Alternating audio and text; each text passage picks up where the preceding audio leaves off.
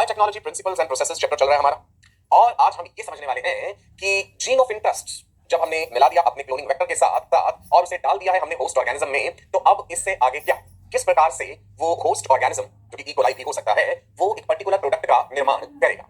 हो सकता है वो इंसुलिन हार्मोन, प्रोटीनेशियस हार्मोन या कोई और प्रोडक्ट। ठीक है जी। तो आज भी इंटरेस्टिंग चीजें पढ़ेंगे कि बायो रिएक्टर्स क्या होते हैं, अप स्ट्रीम प्रोसेसिंग क्या है, डाउन स्ट्रीम प्रोसेसिंग क्या है। कागज कलम अपने साथ रखिएगा, मतलब कॉपी पेन या प्लेन पेपर्स एंड पेन या पेंसिल अपने साथ रखिए ताकि इंपॉर्टेंट पॉइंट्स आप नोट कर सकें। ठीक है जी। एक पॉजिटिव सोच, एक पॉजिटिव एनर्जी, एक ज़ील के साथ आज के इस सेशन का आगाज करते हैं। चलिए, सब लोग एनर्जी से भर गए हैं समय, राइट। चलिए, रोड मैप जो हमने तैयार करा था कि भाई बायोटेक्नोलॉजिकल प्रोसेसेस के जरिए किस प्रकार से हम प्रोडक्ट्स ऑब्टेन करते हैं, चलो एक बार उसका रिकॉल कर लेते हैं भाई। देखिएगा गौर से, पहला स्टेप था इसका आइडेंटिफिकेशन ऑफ जीओआई यानी जीन ऑफ इंटरेस्ट। तो ह्यूमन जीनोम प्रोजेक्ट ने हमारे लिए ये सुविधाजनक कर दिया था कि भाई हमें पता है कि कौन सा जीन कहां पे located. Point number 2, isolation of the gene of interest. फिर हमें जीन ऑफ इंटरेस्ट जो है सेल से निकालना है। भाई सेल के चारों तरफ कितनी सारी बाउंड्रीज हैं, बैरियर्स हैं, प्लांट सेल यूज कर रहे हैं या एनिमल सेल यूज कर रहे हैं या फंगल सेल यूज कर रहे हैं या बैक्टीरियल सेल, उसके अकॉर्डिंग अलग अलग तरह का एंजाइम हमने इस्तेमाल करा सेल के चारों तरफ वाली बाउंड्री को तोड़ने के लिए। क्या आप मुझे बता सकते हैं कि अगर बैक्टीरियल सेल इस्तेमाल करें हैं तो कौन सा एंजाइम यूज करते हैं? If we are using bacterial cells for our experiment, then to break the cell wall of bacteria, we use lysozyme. अगर फंगल सेल्स हैं, काइटिनेस, प्लांट सेल्स हैं, सेलुलेस, एनिमल सेल में तो सेल वॉल होती ही नहीं है, लेकिन भाई सेल मेम्ब्रेन तो होती है ना, डिटर्जेंट्स के जरिए हमने उसे तोड़ा। उसके बाद याद कीजिए, chilled ethanol, spooling, DNA isolated, right जी। फिर था amplification of gene of interest, polymerase chain reaction, PCR, वो भी पढ़ चुके हैं। Modification of the gene of interest, उस जीन ऑफ इंटरेस्ट के आगे की तरफ स्टार्टिंग कोडॉन से पहले एंड पीछे की तरफ टर्मिनेशन कोडॉन के बाद हमें कुछ नाइट्रोजनस बेसेस ऐड करने पड़ते हैं, मॉडिफिकेशन करना पड़ता है उस जीन ऑफ इंटरेस्ट का। वो भी हमने समझा था कि भाई क्यों करना है, ताकि हमारे मॉलिक्यूलर सीजर्स यानी रिस्ट्रिक्शन एंडोन्यूक्लियेसेस उसे उस पर्टिकुलर सीक्वेंस में काट पाए। चलो किसी रिस्ट्रिक्शन एंडोन्यूक्लियस एंजाइम का एग्जांपल दो मुझे जल्दी से। Example of restriction endonuclease enzyme बताइए, कौन कौन से बताए थे? EOR1, INB3, ECO stands for Escherichia coli strain R and 1 Roman numeral में, हेमोफाइलस इन्फ्लुएंजा स्ट्रेन D, उसके पीछे 3 लगा था, नोमेनक्लेचर बताया था रिस्ट्रिक्शन एंडोन्यूक्लियसेस का, राइट। पैलिंड्रोमिक सीक्वेंसेस क्या होते हैं वो भी समझाया था। पांचवा स्टेप था जी जेल इलेक्ट्रोफोरेसिस, कौन सी जेल यूज करते हैं, याद कीजिए एगरोस जेल, पूरा प्रोसीजर बताया था कैसे बफर सॉल्यूशन में एगरोस जेल मिलानी है, उसे गर्म करना है, पिघल जाएगी, फिर हमने उसे कास्टिंग ट्रे में डालना है। जेल इलेक्ट्रोफोरेसिस का इंस्ट्रूमेंट किस प्रकार का होता है, बफर सॉल्यूशन डाल के कैसे जेल में वेल्स क्रिएट करने कोम लाइक स्ट्रक्चर से, फिर हमने उसमें डीएनए सैंपल लोड करना है जिसमें डाई भी डाली गई है, लोडिंग डाई ब्लू कलर से हमने दिखाया था। फिर डीएनए आगे आगे आगे मूव करना शुरू करता है उस जेल इलेक्ट्रोफोरेसिस के सेटअप में, छोटे सेगमेंट्स तेजी से मूव करते हैं, बड़े सेगमेंट धीरे धीरे मूव करते हैं। डीएनए पे चार्ज कौन सा है? Negative charge. So gel electrophoresis technique भी मैंने आपको बता दी थी, वेरी गुड जी। उसके बाद क्या करा था जी, पॉइंट नंबर 6 क्या था हमारा road map, step number 6, insertion of gene of interest into vector. Gene of interest जो है हमने जो ऑब्टेन कर लिया भाई उसे सेल में डायरेक्टली तो नहीं डाल सकते, एक व्हीकल एक रास्ता चाहिए होगा जिसे हमने कहा था वेक्टर। अलग अलग तरह के वेक्टर्स बताओ कौन कौन से? प्लाज्मिड्स हो सकते हैं, बैक्टीरियोफाज हो सकते हैं, वायरसेस व्हिच अटैक बैक्टीरिया, है ना। इसके अलावा bacterial artificial chromosome, yeast artificial chromosome. Plasmids को मुख्य रूप से हमने डिटेल में डिस्कस करा था। फिर ये बताया गया था कि किस प्रकार से जीन ऑफ इंटरेस्ट हमने डालना है उस वेक्टर में, यहां पे डिटेल में डिस्कशन हुआ था रिस्ट्रिक्शन एंडोन्यूक्लियेसिस का। न्यूक्लियेसिस मतलब जो न्यूक्लिक एसिड्स को तोड़ते हैं, एंडोन्यूक्लियसिस जो न्यूक्लिक एसिड को बीच में से तोड़ते हैं, एक्सोन्यूक्लियसिस जो टर्मिनल एंड्स में से तोड़ते हैं। रिस्ट्रिक्शन एंडोन्यूक्लियसिस कुछ खास ऐसे भी होते हैं जो पैलिंड्रोम्स को रिकॉग्नाइज करते हैं, रिकॉग्निशन सीक्वेंस, रिकॉग्निशन साइट का जिक्र करा था हमने, सारी चीजें रिवाइज हो रही हैं आपकी, है ना। जब वो हमारा रिकॉम्बिनेंट डीएनए बन गया था, कैसा बन गया था, मान लो भाई ये था हमारा प्लाज्मिड PBr322, याद है। सो ये है जी सपोज करो हमारा प्लाज्मिड, और इसमें हमने डाला अपना जीन ऑफ इंटरेस्ट, ये कितना सुंदर बन गया। और इसको क्या बोलेंगे हम? इसको बोलेंगे RDNA, रिकॉम्बिनेंट डीएनए। अब रिकॉम्बिनेंट डीएनए को इंसर्ट करना है होस्ट सेल में, insertion of RDNA into the host cell, ये भी इतना आसान काम नहीं है। इसमें भी बताया था कि जो सेल मेम्ब्रेन है उसमें भी नेगेटिव चार्ज और डीएनए पे भी नेगेटिव चार्ज, नेगेटिव चार्जेस एक दूसरे को रिपेल करेंगे, तो भाई कैल्शियम आयंस का रोल है ना, कैल्शियम डाइवैलेंट आयंस, याद है बात आपको। Plasma membrane bilayer of phospholipids है, हाइड्रोफोबिक हाइड्रोफिलिक एंड्स है उसमें, डीएनए हाइड्रोफिलिक है, तो हाइड्रोफिलिक और हाइड्रोफोबिक एंड जो है वो कैसे इंटरेक्ट कर पाएंगे, कैल्शियम आयंस का रोल बताया था। फिर मैंने आपको अलग अलग तरीके बताए थे जिनसे हम उस रिकॉम्बिनेंट डीएनए को होस्ट सेल में डाल देते हैं। चलो वो रिवाइज करते हैं। Number 1, heat shock method. Heat shock method याद, गरम करा ठंडा करा गरम करा, है ना वो heat shock method. Electroporation, electric field, जब इलेक्ट्रिक पल्स दिया सेल को तो जो सेल मेम्ब्रेन थी उसमें पोर्स क्रिएट हो गए टेंपरेरी, रिकॉम्बिनेंट डीएनए उनके जरिए अंदर एंटर कर गया। माइक्रो इंजेक्शन, एनिमल सेल के केस में माइक्रोपिपेट्स लेके उसके जरिए डायरेक्टली सेल के न्यूक्लियस में डाल दिया भाई हम। प्लांट सेल के केस में डिसआर्म्ड पैथोजेंस वाली बात बताई, है ना। देन बायोलिस्टिक जीन गन, जहां पे हमने गोल्ड पार्टिकल्स या टंगस्टन पार्टिकल्स को हमने कोट कर दिया रिकॉम्बिनेंट डीएनए से और बड़ी हाई वेलोसिटी के साथ सेल्स के ऊपर बॉम्बार्ड करा। ये सारी टेक्निक्स हमने पिछले सेशन में पढ़ी थी कि insertion of recombinant DNA into the host. Now हमारे होस्ट सेल के अंदर रिकॉम्बिनेंट डीएनए पहुंचा है या नहीं पहुंचा है, ये हम कैसे जान पाएंगे, है ना। ये भी तो एक मुश्किल काम है, हमें कैसे पता चलेगा कि भाई उस बैक्टीरियल सेल के अंदर रिकॉम्बिनेंट डीएनए है या नहीं है। तो अगला स्टेप है हमारा सिलेक्शन ऑफ रिकॉम्बिनेंट कॉलोनीज। एक प्रोसेस मैंने बताया था आपको पिछली बार, if you remember the name was transformation, the process by which the host cell has taken up the recombinant DNA and the cell has got transformed. तो हम उन्हें ट्रांसफॉर्मेंट्स कहते थे, रिकॉम्बिनेंट्स कहते थे, या नॉन ट्रांसफॉर्मेंट्स नॉन रिकॉम्बिनेंट्स। उसमें हमने एंटीबायोटिक रेजिस्टेंस वाली बात पढ़ी, याद है। दूसरा इंसर्शनल इनएक्टिवेशन, लैक जेड वाली बात जो बताई थी मैंने आपको पिछले सेशन में। एंटीबायोटिक रेजिस्टेंस याद है ना, जैसे अगर हमने प्लाज्मिड यूज किया था PBR322 तो उसमें एम्पिसिलिन के लिए रेजिस्टेंट जीन है, टेट्रासाइक्लिन के लिए रेजिस्टेंट जीन है, तो हम अपना जीन ऑफ इंटरेस्ट काट के वहां डाल देते हैं प्लाज्मिड के उतने हिस्से में जहां पे टेट्रासाइक्लिन वाला जीन था। तो अब उस होस्ट ऑर्गेनिज्म की टेट्रासाइक्लिन के लिए रेजिस्टेंस जाती है। पूरा प्रोसीजर आपको समझाया था मैंने कि कैसे फिर हम वो कॉलोनीज को मार्क कर लेंगे, सिलेक्ट कर लेंगे जिनमें टेट्रासाइक्लिन रेजिस्टेंस नहीं है, और हम श्योर हो जाएंगे कि उन कॉलोनीज के पास रिकॉम्बिनेंट डीएनए है। इंसर्शनल इनएक्टिवेशन में मैंने कहा था कि लैक-Z जीन जो है कौन से एंजाइम के लिए वो कोड करता है? You remember the name of enzyme? LacZ gene कौन से एंजाइम के लिए कोड कर रहा था? बीटा गैलेक्टोसाइडेज, जो कि क्रोमोजेनिक सब्सटेंस ऑफ एक कलर्ड प्रोडक्ट आ जाता है और कलर्ड कॉलोनीज बनती हैं। जब ये लैक-Z जीन को काट के यहां पे जीन ऑफ इंटरेस्ट डाल दिया जाएगा तो जीन एक्सप्रेस नहीं होगा, तो बीटा गैलेक्टोसाइडेज नहीं होगा, कॉलोनीज का कलर चेंज नहीं होगा। ये सारी बातें पिछले सेशन में हम पढ़ चुके हैं। अब हमने आगे जाना कि भाई हमारे पास रिकॉम्बिनेंट्स आ गए, जो ट्रांसफॉर्मेंट्स आ गए, बन गए। अब प्रोडक्ट जो बनाएंगे ये वो हम प्रोडक्ट आइसोलेट कैसे करेंगे? मुद्दे की बात तो ये है ना, करना तो नहीं था कि अपना एक बायोटेक्नोलॉजी के जरिए प्रोडक्ट बनाना है। So the next step is, अब यहां से शुरू होगा भाई आगे की story, isolation of gene products, how to isolate that gene product. चलिए सवाल भाई राजा बेटा रानी बेटियां हेडिंग दे दीजिए, आइसोलेशन ऑफ जीन प्रोडक्ट। मान लो इंसुलिन का ही जिक्र कर रहे हैं, तो भाई कैसे इंसुलिन हार्मोन अब हम आइसोलेट करेंगे? Let's see this diagram. Vector DNA यानी प्लाज्मिड, जिसमें हमने ऐड कर दिया जीन ऑफ इंटरेस्ट और बन गया रिकॉम्बिनेंट डीएनए, और वो हमने ट्रांसफर कर दिया एक सेल में जिसे हमने कहा ट्रांसफॉर्म्ड सेल। अब सेल कहेगा ठीक है मुझे कल्चर मीडियम में रखो, मैं मल्टीप्लाई करूंगा और मैं प्रोडक्ट बनाता रहूंगा, लेकिन थोड़ा थोड़ा सा, है ना। माइक्रोस्कोपिक सेल है तो छोटा सा, इतना प्रोडक्ट बना लेगा, बहुत थोड़ा सा बनाएगा, उतने से तो काम नहीं चलेगा। क्वेश्चन है कि अब लार्ज स्केल पे प्रोडक्शन कैसे होगा, हमें वो प्रोडक्ट लार्ज स्केल पे कैसे मिलेगा? थोड़े से प्रोडक्ट से तो काम नहीं चलेगा, ठीक है जी। सो जो हमारा ट्रांसफॉर्म्ड सेल है जिसके पास ये रिकॉम्बिनेंट डीएनए है जो कि इंसुलिन प्रोटीन बना रहा है, अब हमें इसका लार्ज स्केल पे प्रोडक्शन चाहिए, ठीक है जी। What is the meaning of recombinant protein? समझ लेते हैं। रिकॉम्बिनेंट प्रोटीन क्या होगा जी?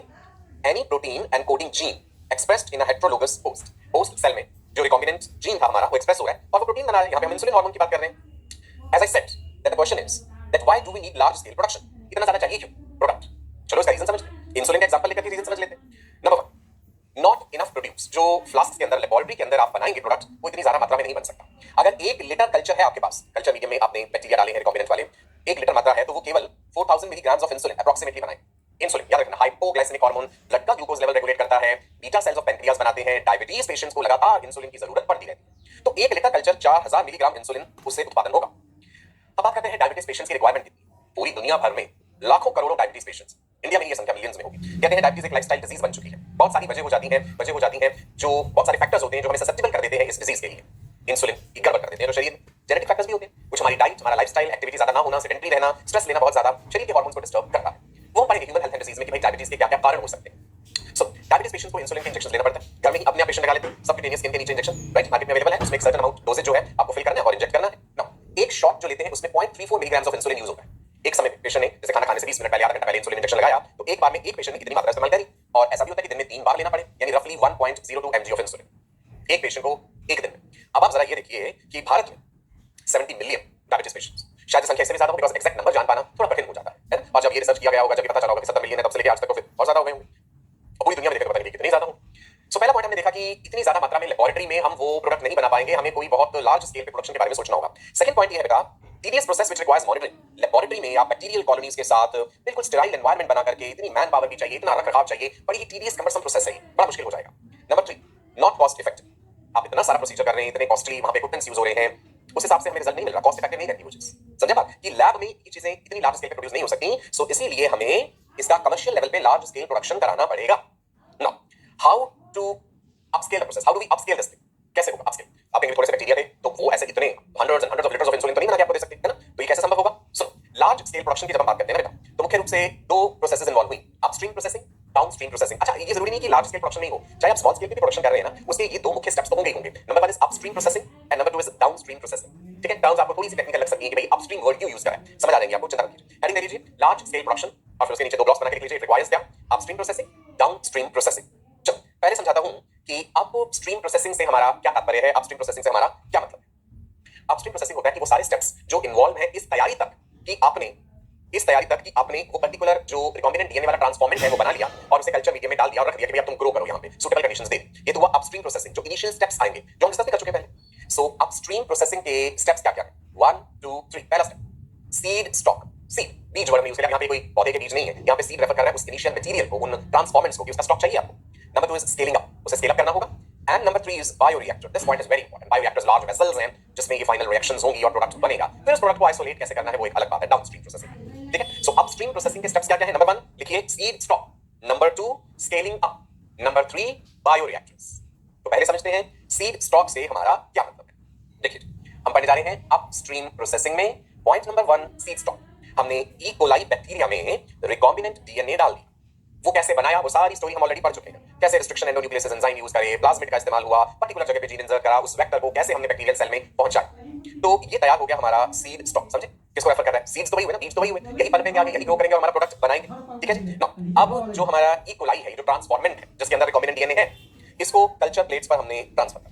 प्लेट्स होती है प्रॉपर पेट्रोलेशन एकदम स्टेराइल, कल्चर मीडियम डाला उसमें और ये बैक्टीरिया उसमें शिफ्ट करे, एक तो ये तरीका हुआ। दूसरा कल्चर ब्रॉथ बना सकते हैं इससे। ब्रॉथ वर्ड का मतलब इंग्लिश में समझते हैं, शोरबा है ना, जैसे कहते हैं शोरबा बना दीजिए, बॉयल करके ब्रॉथ बना दीजिए, तो ब्रॉथ टर्म हमने यहाँ पे यूज किया। तो ई कोलाई को हम ये स्टेराइल ट्यूब्स जो हैं इसमें हमने शिफ्ट करा कल्चर मीडियम में, तो हमने कह दिया कल्चर ब्रॉथ। तो यहाँ तो हमारे पास कल्चर प्लेट है, हमारे पास कल्चर ब्रॉथ है, दोनों ले सकते हैं जी। ठीक है जी। So this is culture plate, this is culture broth, test tube जैसी चीज में डाला।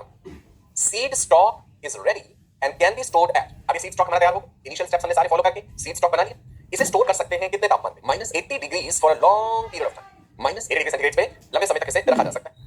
पहला स्टेप हो गया, क्लियर जी? समझ आ गया ना क्या हमने डिस्कस करा अभी? ठीक है, चलो सीड स्टॉक का जिक्र हो गया, तो नंबर 2 पे अपस्ट्रीम प्रोसेसिंग में आ गया स्केलिंग अप, इस चीज को स्केल अप करना, बढ़ाना।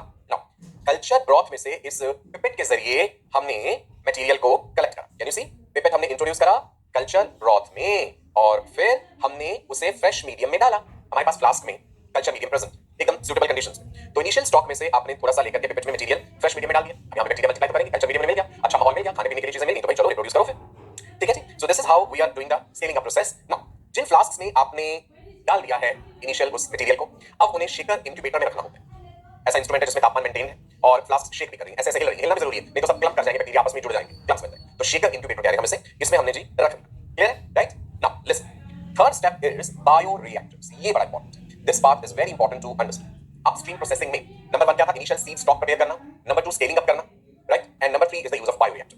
आप डायग्राम दिख पा रहे हैं? बायोरिएक्टर एक बड़ा सा वेसल होता है जिसके अंदर सूटेबल कंडीशंस मेंटेन है, टेंपरेचर की, पीएच की, राइट, एयर की जरूरत है तो एयर भी इंट्रोड्यूस कर रहे हैं, मोटर लगी हुई है जो एक शाफ्ट को और फैंस को रोटेट कर रही है लगातार, मटेरियल मिक्स हो रहा है उसमें, यहीं पे आपका वो प्रोडक्ट बन रहा है लार्ज स्केल। कल्चर मीडियम डाला गया, इनोक्यूलम डाला गया इसमें, ठीक है, that is bioreactor. So bioreactor is a large vessel, 100 से 1000 लीटर तक की इसकी कैपेसिटी हो सकती है। इससे बड़े-बड़े बायोरिएक्टर्स आते हैं, ठीक है, राइट। नाउ बायोरिएक्टर्स में हो क्या रहा है? बायोलॉजिकल प्रोसेसेस हुए, raw materials are biologically converted into products. Raw material क्या हुआ? एक तो कल्चर मीडियम डाला और जो हमारे पास बैक्टीरिया प्रेजेंट है, ट्रांसफॉर्मेंट्स हैं, वो डाले, टेंपरेचर मेंटेन करा, पीएच मेंटेन करा, right. So raw materials they get converted into products which can be proteins, enzymes, vitamins. अब डिपेंड करता है कि आप उस बायोटेक्नोलॉजिकल प्रोसेस के जरिए क्या बनाने जा रहे हैं। क्या आप किसी प्रोटीन का निर्माण कर रहे हैं जैसे कि इंसुलिन, क्या आप किसी विटामिन का निर्माण कर रहे हैं, क्या आप किसी एंजाइम का निर्माण कर रहे हैं। बायोटेक्नोलॉजी के जरिए ये सब चीजें बनाई जाती है। इस डायग्राम में आपको दिख रहा है ये ऐसे प्लेट्स जो लगे हुए हैं कैसे रोटेट कर रहे हैं, ओके। अब डिटेल में बताता हूं आगे मैं आपको बायोरिएक्टर के बारे में। नाउ जो सेल्स यूज हो रहे हैं यहाँ पे, they can be plant cells, they can be animal cells, they can be human cells, depending upon कि भाई आप क्या प्रोडक्ट ऑब्टेन करने जा रहे हैं। तो आपका इनिशियल एक्सपेरिमेंटल मटेरियल क्या है? It can be plant cell, it can be animal cell, it can be cells from the human body also, human cells can also be used. Bioreactors provide optimal growth conditions. इस तरीके से design किया गया है उस vessel को कि वहां पे टेंपरेचर मेंटेन है, जितना तापमान आप चाहें, पानी का सर्कुलेशन भी बना रहता है उसमें कि भाई अगर तापमान उसमें कम होने लगे तो गर्म पानी हमने उसके बाहर वाले जैकेट में से इंट्रोड्यूस करा ताकि तापमान ज्यादा हो, अगर ज्यादा हो गया तो ठंडा पानी डाल सकते हैं। सो टेंपरेचर मेंटेन। पीएच प्रोब होती है उसमें, जैसे हम पीएच मॉनिटर करते रहते हैं, पीएच में गड़बड़ होने लगे तो डिपेंडिंग ऑन की बेस डालना है, ऐसे डालना है, हम पीएच को रेगुलेट कर लेते हैं। सबस्ट्रेट हम डालेंगे इसमें, सॉल्ट्स होंगे, विटामिन्स है, ऑक्सीजन का फ्लो होगा अगर जरूरी है, ठीक है जी। So bioreactors optimal growth conditions provide करते हैं। अब आप देखो ये आपके सामने एक स्टर्ड टैंक बायोरिएक्टर है। बायोरिएक्टर्स के टाइप्स होते हैं, प्रकार होते हैं, जो आपको दिख रहा है यहाँ पे, that is stirred tank bioreactor. इसके अगले पार्ट्स देखिए, can you see this motor, ये जो ऊपर लगी हुई है, ये मोटर जब चलेगी तो उसके साथ एक शाफ्ट अटैच्ड है, अंदर स्टिरर लगा हुआ है इसके साथ, स्टिर किसी चीज को स्टिर करना, गोल देना, तो ये ब्लेड्स जो है ये घूमेंगे, राइट। ये सैंपलिंग पॉट है, यहाँ से हम सैंपल निकाल सकते हैं। रिएक्टर टैंक है मेन, टेंपरेचर कंट्रोल सिस्टम है यहाँ पे, आर वाली जो येलो सी जैकेट दिख रही है आपको कंप्लीट। आपने देखा नीचे का हिस्सा ये वाला कर्व्ड होता है ताकि प्रॉपर मिक्सिंग हो, right. You can see this region, this is curved, इस वेसल का नीचे का हिस्सा कर्व्ड है। This is the pH control system. Bioreactor का बिल्कुल सिंपलीफाइड डायग्राम दिखाया। नाउ एक ब्लेड अब आप यहाँ पे देखिए ऊपर की तरफ, ये फोम बेकर है, देख सकते हैं ये वाली चीज, ये ब्लेड जो, बिकॉज जब रिएक्शन हो रहा है उसमें तो छाप भी बनी, फोम भी बनी, तो लगातार फोम भी बनी रहनी चाहिए, इसलिए ये ब्लेड जो लगे हुए फैन शेप, ये फोम को हटा देते हैं वहां से। यू कैन सी द एयरेटर, हवा के लिए स्पार्जर भी बोलते हैं ना। बायोरिएक्टर्स दो तरह के हैं, किस आधार पे? इस आधार पे कि जो उसमें मटेरियल सप्लाई हो रहा है वो एक बार में निकाल देना या वो लगातार इंट्रोड्यूस कर सकते हैं। दोनों के अपने फायदे और अपने नुकसान है, वो भी हम देखेंगे। So bioreactors based on media supply, let's understand bioreactors based on media supply. हम पढ़ क्या रहे हैं? Upstream processing. अपस्ट्रीम प्रोसेसिंग में पहला था सीड स्टॉक का तैयार करना, सीड स्टॉक तैयार हो गया तो अपस्केल करा उसे, उसके बाद बायोरिएक्टर्स का जिक्र हो रहा है। So based on the media supply, bioreactors दो तरह के हैं बेटा, single batch bioreactor and continuous bioreactor, right. Continuous batch यहां फेड कर रहे हैं, जिन्हें लगातार फीड किया जा रहा है, जिन्हें मटेरियल बार-बार डाल सकते हैं। दो तरह, एक हो गया सिंगल बैच, एक बार में ही मटेरियल डाला, सारा सेटअप कर दिया और फिर बैठिए इंतजार कीजिए प्रोडक्ट के बनने का। और दूसरा, थोड़ा-थोड़ा मटेरियल आप डालते जा रहे हैं, बार-बार डालते जा रहे हैं, उसमें कंटामिनेशन के चांसेस बढ़ गए ना। आप कितनी भी स्टेराइल कंडीशन बना के रखें, जब आप बार-बार उस चीज को हैंडल कर रहे हैं, सो देयर आर चांसेस कि अनसेफ हो वो चीज और उसमें कंटामिनेशन हो जाए, राइट। दोनों के अपने फायदे नुकसान हैं। Now let's first understand single batch bioreactor, ठीक है। देखिए डायग्राम आपके सामने है जी, मेन मेन बातें अंडरलाइन करता हूं। सिंगल बैच बायोरिएक्टर वेसल कैसा होता है? यह एक क्लोज्ड सिस्टम है। इसे एक बार आपने जब शुरू कर दिया, मतलब न्यूट्रिएंट्स एंड कल्चर मीडियम वगैरह इट इज प्रोवाइडेड वंस, एक बार डाल दिया ना, आपने अपने माइक्रो ऑर्गेनिज्म जो डालने उसमें वो भी डाल दिया, पीएच भी मेंटेन कर दिया आपने, और आपने टेंपरेचर भी मेंटेन कर दिया, स्टेराइल कंडीशंस मेंटेन है, सेटअप को स्टार्ट कर दिया, फिर इंतजार। अब इसमें क्या होता है बेटा, all the 3 phases of growth are observed, they forward. किस चीज की ग्रोथ? जो होस्ट ऑर्गेनिज्म हमने डाला हुआ है उसकी ग्रोथ के अलग phases, lag phase, then exponential phase, log phase, है ना, ये अलग फेजेस है, सारे ऑब्जर्व हो गए। देखिए जी आगे पॉइंट्स नोट करिए आपने, हेडिंग ले लीजिए, single batch bioreactor. Point number 1, it is a closed system. Point number 2, nutrients and culture medium are provided once, एक बार में। Point number 3, all 3 phases of the growth of the host organism are observed या followed। Now, देखो ये graph दिख रहा है, ध्यान से। It is a growth curve। जो सेल्स हमने डाले हैं, बैक्टीरियल सेल्स हैं, एनिमल सेल्स हैं, जो भी हैं, अब कैसे उस कल्चर मीडियम में ग्रो कर रहे हैं। यहाँ पे हमने इस एक्सेस पे लिया समय, टाइम इन आवर्स, राइट। यहाँ से इनोकुलेशन शुरू करा, 1 घंटा, 2 घंटे, then 3 hours, then 4 hours and so on. इस एक्सेस पे हमने ले लिया है नंबर ऑफ सेल्स। अगर आप साथ के साथ बना सकें ग्राफ तो वेल एंड गुड, बना लीजिए, इजी है, मैं समझ दे रहा हूँ। एक्स एक्सेस वाई एक्सेस बनाइए, और एक एक्सेस पे आप टाइम ले लीजिए, वाई एक्सेस पे नंबर ऑफ सेल्स, ठीक है। शुरुआत का समय देखिए, यहाँ दिख रहा है जी लैग फेज, लैग है, गैप है, अभी समय लग रहा है उन्हें ग्रो करने में, मल्टीप्लाई होने में। उसके बाद तेजी से हमें ये इतना शार्प इंक्रीज मिला, ग्रोथ मिली, that is exponential phase, exponential growth, 2 4 8 16 ना, तेजी से। उसके बाद स्टेशनरी फेज आ, ठीक है, डिफरेंट फैक्टर्स ऑपरेट करने लगेंगे कि अब वो फिर इतनी तेजी से ग्रो नहीं कर पाएंगे, स्टेशनरी हो गया है। Then it goes down, there is decline और द डेथ फेज। ये ग्राफ हम आगे भी डिस्कस करेंगे, जब हम इकोलॉजी पढ़ेंगे तब भी मैं आपको ये ग्राफ डिस्कस करूंगा, राइट। सो जब सिंगल बैच बायोरिएक्टर यूज कर रहे हैं तो नंबर ऑफ सेल्स जो उसमें ग्रो कर रहे हैं, मल्टीप्लाई हो रहे हैं, और ग्राफिकली अगर हम प्लॉट करें रिजल्ट्स तो हमें कुछ ग्रोथ कर्व इस प्रकार का मिलता है। All the 3 phases of the growth curve are observed. There is lag phase, there is exponential phase, and then you see the stationary phase also. So that was single batch bioreactors. Let's talk about fed batch, जिन्हें feed कर रहे हैं लगातार बार-बार, continuous bioreactors जो काम कर रहे हैं। देखते हैं जी वो कैसे हैं। वो एक ओपन सिस्टम है, हेडिंग दे लीजिए, फेड बैच या कॉन्टिन्यूस बायोरिएक्टर्स, ओपन सिस्टम, ये क्लोज्ड नहीं है। इससे पहले हमने पढ़ा close system. Point number 2, nutrients are added and culture is removed. Nutrient material add हो रहा है, कल्चर रिमूव हो रहा है, पीरियोडिक, ठीक है, पीरियोडिकली करना पड़ रहा है, उसमें नहीं करना था। यहाँ पे एक्सपोनेंशियल फेज जो है मेंटेन रहेगा, क्योंकि न्यूट्रिएंट्स बार-बार ऐड हो रहे हैं, है ना, तो यहाँ पे एक्सपोनेंशियल फेज मेंटेन रहा। वहां पे हमें lag phase, exponential phase, stationary phase देखने को मिला, यहाँ पे एक्सपोनेंशियल फेज मेंटेन है। डायग्राम्स का देख लीजिए, एजिटेशन सिस्टम है, फीडिंग पंप है, राइट, मेन रिएक्टर टैंक है, टेंपरेचर और पीएच यहाँ भी मेंटेन है, वो तो हमें इन जनरल बायोरिएक्टर्स में मेंटेन करके रखने ही पड़ते हैं, टेंपरेचर भी, पीएच भी। नाउ सी, अब यहाँ पे आप ग्राफ देखिए, ग्रोथ कर्व देखते हैं बेटा, एक्स एक्सिस पे हमने टाइम लिया है आवर्स में, यहाँ पे इनोकुलेशन हुआ, मतलब हमने उस कल्चर मीडियम में ऐड करा है होस्ट ऑर्गेनिज्म रिकॉम्बिनेंट वाला, पहला आवर, दूसरा आवर, तीसरा, चौथा। सो हम देख रहे हैं लगभग 1.5 आवर पे, 1.5 आवर्स पे हमें एक्सपोनेंशियल ग्रोथ मिलनी शुरू हुई, और ये मेंटेन रहा है, ठीक है, क्योंकि न्यूट्रिएंट ऐड हो रहे हैं और जो कल्चर है फिर उसके साथ रिमूव भी हो रहा है, तो जो बैक्टीरिया है उनको भोजन पानी मिल रहा है, भाई आराम से मल्टीप्लाई करते रहो, ग्रो करते रहो। क्लियर है जी? ऐसे टोल्ड यू कि दोनों के ही अपने फायदे हैं और अपने नुकसान हैं।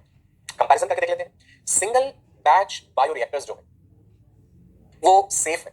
Safe in what sense? क्योंकि आपने एक बार पूरी स्टेराइल कंडीशंस मेंटेन करके अपना एक्सपेरिमेंट शुरू कर दिया, ऑन कर दिया, उस प्रोसीजर को ऑन कर, बार-बार आपको उसमें दखलंदाजी नहीं करनी है। सो बाहर से कोई चीज उस कल्चर को कंटामिनेट कर पाए इसके चांसेस बहुत ही कम होंगे। सो सेफ, इस सेंस में सेफ आ गया, ठीक है जी। और जबकि फेड बैच या कॉन्टिन्यूस बायोरिएक्टर्स इस सेंस में अनसेफ है।